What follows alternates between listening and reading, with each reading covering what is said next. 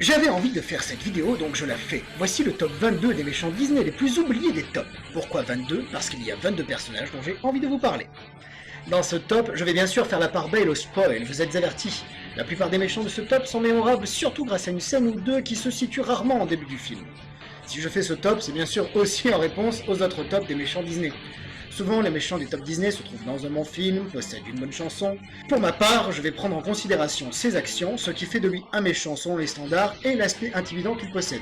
J'écarterai donc les méchants comme Alameda Slim, qui n'a d'intimidant que son acolyte, et encore, ou les méchants au plan digne des méchants de Totally Spies et une manière similaire de dévoiler les plans. Je n'ai pas pris non plus en compte les méchants des films Pixar, même si certains mériteraient de faire partie de ces tops. Ni ceux, bien sûr, des films avec intégration.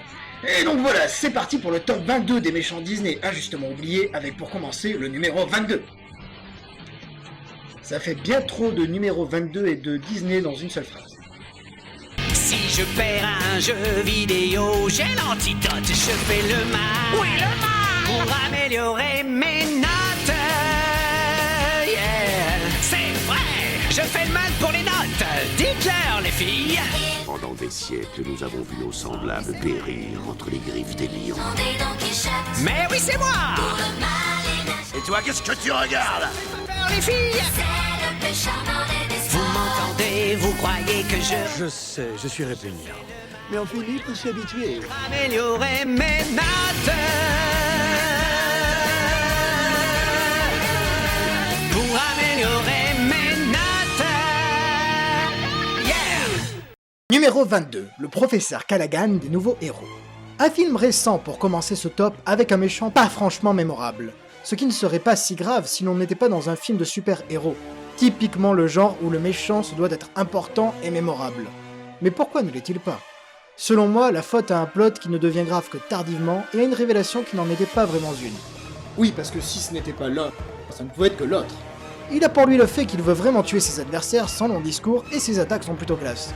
Hélas, le fait qu'il ne fasse que récupérer une invention pour faire le mal ne joue pas non plus en sa faveur. Oui, le mal. Pour améliorer mes notes.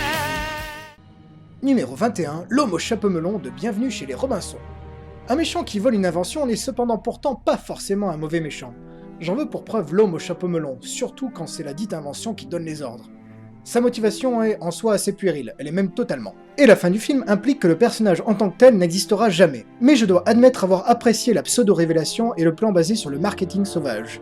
Le film n'est pas vraiment mémorable, il fait même partie de la génération 3D de la honte, même si Chicken Little est la seule vraie honte de sa génération. Mais il y a quand même quelques trucs à sauver dans ce film, comme le pied de nez fait à tous les films de voyage dans le temps où l'adversaire vient du futur. Et je sauve également le méchant au chapeau melon, caricature classique du méchant. Oui, le mal. Pour améliorer mes notes. Numéro 20, Bradley du Gratin, troisième du nom, de Dingo et Max, les sportifs de l'extrême. Ouais, je triche un peu en prenant une suite Disney directement sortie en vidéo, mais je préviens, ce n'est pas la seule fois que je vais le faire. Pour ceux qui n'ont jamais vu ou entendu parler de Dingo et Max 2, il s'agit de la suite de Dingo et Max, non sans blague, film datant de 95. Le deuxième date du début des années 2000 et on sent que chacun berce dans sa culture temporelle. Du Gratin est donc le méchant de ce film et possède pour ambition de remporter la coupe des jeux de l'extrême. Qu'y a-t-il de méchant là-dedans, me demandez-vous? Ça triche éhonté pour y arriver. Je le soupçonne même de s'être débarrassé physiquement des juges puisqu'aucun ne voit jamais ce qu'il fait. Aucun des membres de son équipe ne se fait avoir. Alors qu'il ne se cache même pas! Ajoutez à cela que sportivement il n'est pas mauvais, qu'il n'a pas une estime très haute de la vie d'autrui et qu'il prend un plaisir monstrueux à faire tout ce qu'il fait, et vous avez un méchant digne de ce top. Oui, le mal. Pour améliorer mes notes. Numéro 19, Khazar du film The Wild. Disney semble penser qu'il y a un problème relationnel entre les gnous et les lions. Après le roi lion où les gnous entrent dans la légende comme étant les personnages ayant réussi à piétiner un père Disney, le studio leur offre l'occasion de tenter la transformation en leur permettant de se faire un fils Disney. Personne n'a quasiment entendu parler de ce film et ceux qui l'ont vu savent pourquoi.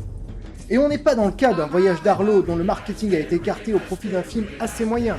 Non, là, c'est juste que Disney ne croyait pas, avec raison, en ce film, qui était sorti bien trop longtemps après Madagascar. On pourrait essayer de faire le comparatif entre Mille et une pattes et Fourmise, sauf que les deux étaient des bons films, ou en tout cas corrects. Enfin bref, avec ce film dont l'humour vole assez bas, Disney sort un méchant qui ne sait pas trop décider entre être inquiétant ou être un comic relief.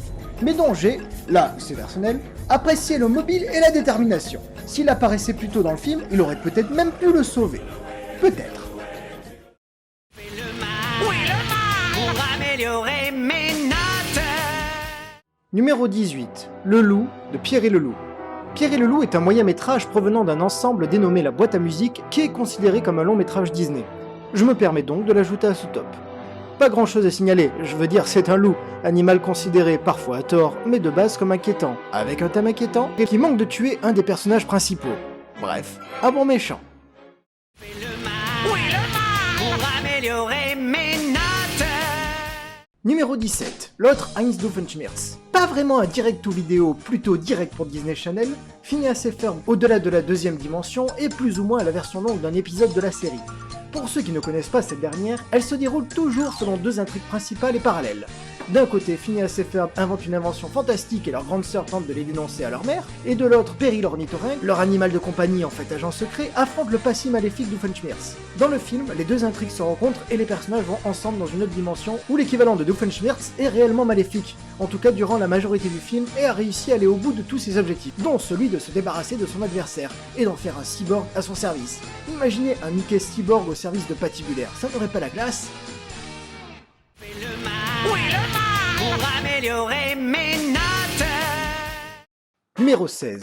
Patibulaire de Dingo et Max. Oui, je triche un peu avec ce personnage, mais il est en quelque sorte le méchant de long-métrage, ou plutôt le pourvoyeur de situations néfastes pour la relation père-fils de la famille Dingo. Bien sûr, ce n'est pas uniquement pour cela qu'il se retrouve dans ce top, mais pour l'ensemble de sa carrière, qui a fait de ce méchant un chat plus mémorable que les autres méchants chats. Il a été dans tellement de moyens-métrages qu'il aurait pu en faire un long. D'ailleurs, vous avez remarqué que dans les Disney, les chats sont plus souvent méchants que les chiens?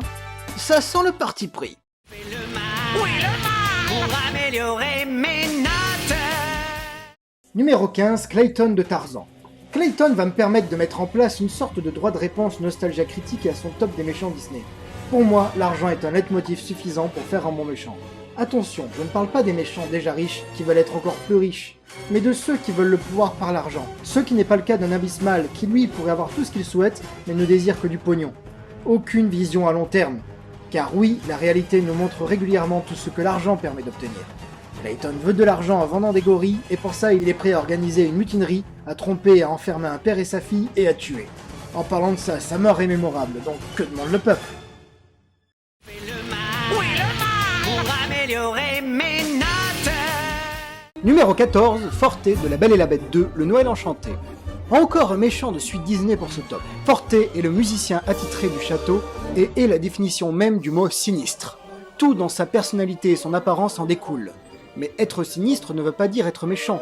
Alors qu'est-ce qui fait de Forte le fait d'être à la position 14 de ce classement? Déjà, pas sa musique de méchant parce qu'elle est nulle. Être amoureux sans être deux, c'est tellement mieux. Et ça fait vivre beaucoup plus vieux. La liberté pour vous, c'est ce qui doit compter. Pour la gagner, il faut lutter. Mais le contrôle absolu qu'il possède sur la bête. Quand la bête déprime, c'est Forte qu'elle vient voir. Quand la bête est en colère, c'est Forte qu'elle vient voir. Forte a créé un effet de dépendance et n'importe quel psychologue pourra vous dire à quel point c'est mal. De plus, lors de son suicide, il arrache ses chaînes. Ouais, car il ne pouvait pas bouger, il avait vraiment une vie sinistre. Et tout ça pour pouvoir emporter le couple éclectique dans sa tombe. Forte, t'aurais mieux fait de terminer ta vie piano.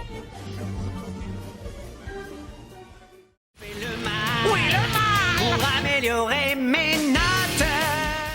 Numéro 13, le shérif de Nottingham de Robin des Bois. Pourquoi lui et pas le prince Jean? Eh bien, parce que celui qui commet les vilaines actions pendant le film, c'est lui. Si le prince passe plutôt son temps à échafauder des plans et à pleurer dès que ceux-ci n'aboutissent pas, le shérif, lui, se contente juste de faire le mal, de le faire bien, et vraisemblablement de prendre plaisir à ça. Volant les aveugles, dérobant les quêtes pour les pauvres, arrêtant même les prêcheurs, je ne suis pas sûr que l'église aurait laissé passer ça. De plus, contrairement à beaucoup de méchants de son acabit, il n'est pas foncièrement lâche et n'hésite pas à aller au devant du danger, même si ça le mène droit dans le mur. Pour améliorer mes notes. Numéro 12, Sykes de Oliver et compagnie. Un méchant que j'aurais aimé mettre à une meilleure place dans ce top, mais il faut reconnaître que la seule chose dont on se souvienne enfant de lui après avoir vu ce film est sa mort, mémorable pour un Disney. La sienne est celle de ses chiens d'ailleurs. Après l'avoir revu adulte, je peux ajouter une autre scène dans ma mémoire. Celle-ci. Un rechargement d'armes dans un film pour enfants. Ne vous attendez pas à revoir ça chez un Disney. Sykes est le stéréotype même du mafieux qui aime se cacher dans l'ombre et profiter du travail plus ou moins honnête des autres. C'est pour ça que j'ai du mal avec son plan. Enlever la fille d'un mec riche sans se cacher le visage, ouais. Pour un type supposé être de sa trempe, j'ai déjà vu plus subtil et moins hors personnage. Mais bon, il a des chiens qui font peur, il a une dégaine qui fait peur, il est du genre très déterminé, ou très suicidaire, et pour moi il mérite cette place dans le top. Oui, le mal pour améliorer mes notes. Numéro 11, Salouk de Aladdin et les 40 voleurs. Encore un méchant de suite Disney mais qui aurait été bien considéré s'il avait été dans un film Disney connu ou reconnu. Salouk ne possède pas une histoire très développée en soi, seconde une troupe de 40 voulant être chef à la place du chef. Pas vraiment un comic relief, loin de là, il a même une stature qui en impose et qu'il arrive à conserver tout le long du film, contrairement à John Crochet dans La Fée Pirate par exemple, qui a son petit moment de gloire mais qui n'est pas assez déterminé et intelligent pour le faire durer. Son arme fait de lui le Wolverine d'Agraba et c'est avec la même aisance qu'il affronte les situations. J'aime la tête qu'il tire après s'être fait 2 ou 3 requins à façon « Ma vie me gonfle, j'aurais dû écouter ma mère ». La grosse ombre au tableau, c'est sa mort, qui n'est vraiment pas glorieuse. Même Aladdin a pitié de lui, ça se voit à son regard. À cause de cela, il ne fait pas partie du top 10 de ce top 22, à découvrir dans une autre vidéo. Oui, je suis assez méchant avec lui.